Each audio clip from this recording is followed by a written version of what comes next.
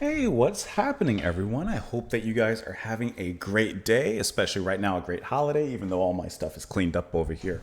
Hope that you got everything you wanted in your stocking. Hope it's been stuffed.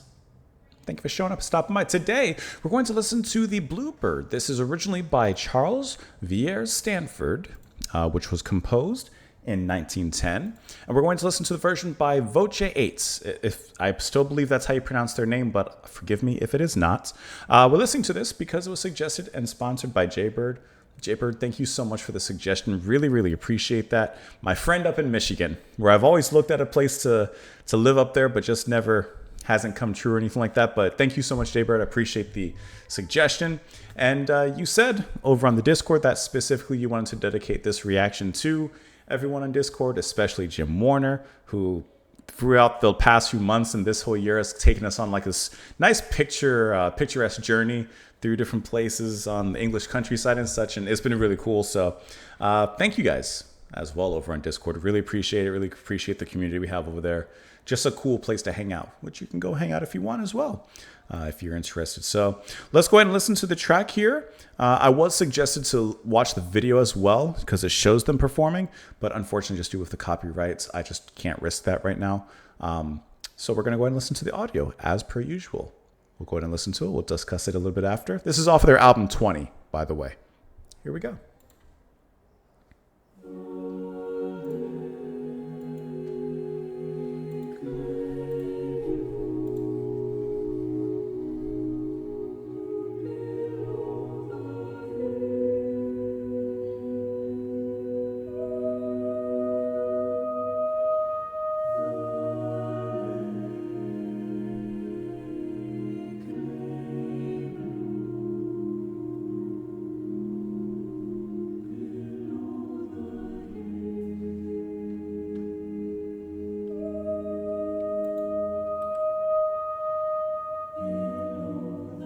That note that she sings.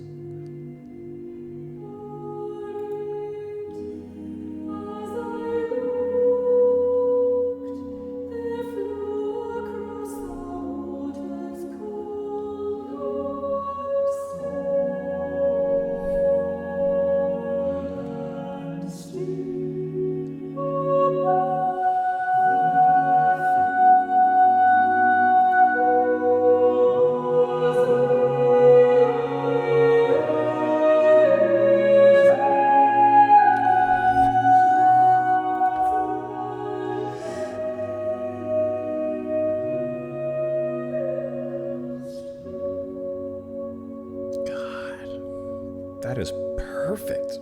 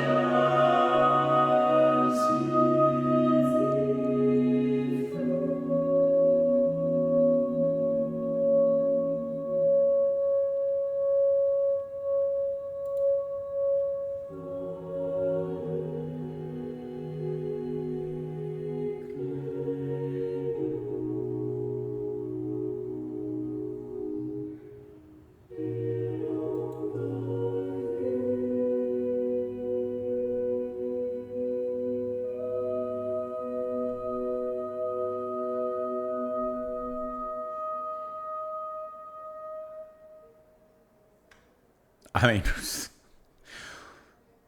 what a chilling piece of music in the sense of like it just leaves me with chills. That is breathtaking. I love this soft and gentle, harmonious undercurrents of the vocals that are in the back, adding this or acting as this gentle backbone and pillowy padding for that the lead singer. Well, I don't know. I don't want to say lead singer. That's not the proper term. But the one who's taking lead, those higher notes that come through and just blissfully, in the most pleasurable way, cut through, kind of cutting through the air. I mean, like a bluebird, right? We're soaring. The vocal soars at that moment. And there's a certain resonance. There's a certain tone that that very high note gets into. I cannot dare to replicate it. But it gets into such a high stratosphere that it pierces. And it becomes kind of clear and glassy. It's like when you're taking a wine glass and you have a little water in there and you circle your finger around it wet and like you get that kind of tone. The vocal has that same resonance to it. And I'm sure that there's probably a technical name and a term for it. Jaybird, maybe you can help me out. Maybe I know you probably know if there is something. But it's just it's incredibly powerful and yet gentle kind of vocal style and vocal delivery there that I think works incredibly well, especially, like I said, amongst, that is the soaring winged bird compared to the grounded kind of melodic and harmonies that are just gently laid out there, which is really, really wonderful. And lyrically, there's really not much to this. Just a very succinct poem of sorts. The lake lay blue below the hill. Over it as I look, there flew across the waters cold and still a bird whose wings were palest blue. The sky above was blue at last, the sky beneath me blue and blue. A moment ere the bird has passed, it caught his image as he flew. So I like the of course, bluebird, its wings, in a sense, reflecting both sky and perhaps even sea or waters below. And I love the way that this poem, these lyrics, are captured in the music. Just, for example, just that sheer tone is like that bird flying and reflecting beauty both above current and below as well. And the vocals below kind of sound to me as like whoever's writing the actual lyrics here. If you want to take it literally, it's like the poet observing the bird and writing it. Those vocals, those harmonies that are underneath at the bottom are like the people watching and just admiring the bird's flight. I think that was just gorgeous to listen to.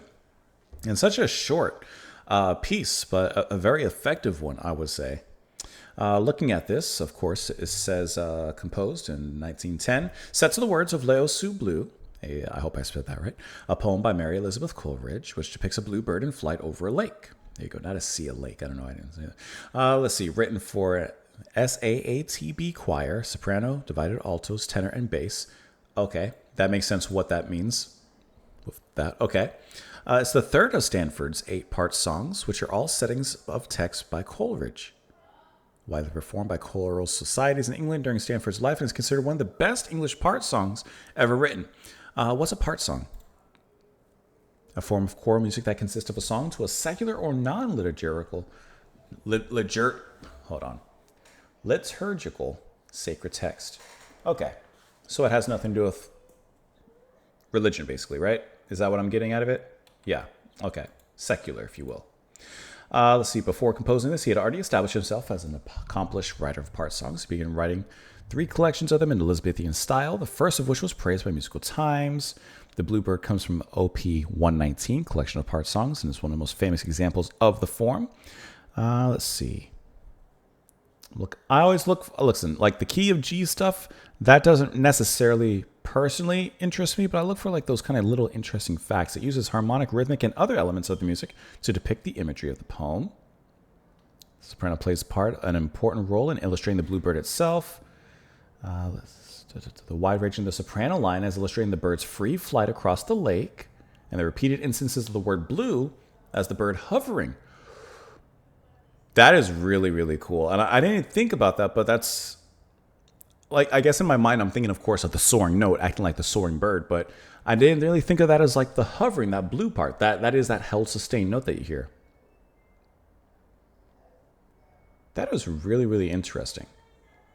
And obviously a lot of great reception to this one. That's really cool. I never thought of like, I guess that amount of depth when it, not just the bird flying. Okay, I guess in a sense that's obvious, but now certain notes acting as hovering. Maybe, if you wanted to get deeper, certain notes acting as a turn, a twist, or whatever a midair turn for a bird would be. And a tern is kind of a bird, huh? Please clap. Anyways, Jaybird, thank you so much for the recommendation. Thank you for the suggestion. This was a really great listen. Thank you for the support as well. Let me know what you guys thought of it, of course, in the comments down below. As always, I appreciate you joining me here. Hope you're having a great holiday so far. Hope you're having a wonderful one. And keep those stockings stuffed. Have a wonderful one, and I'll see you later. Bye, guys.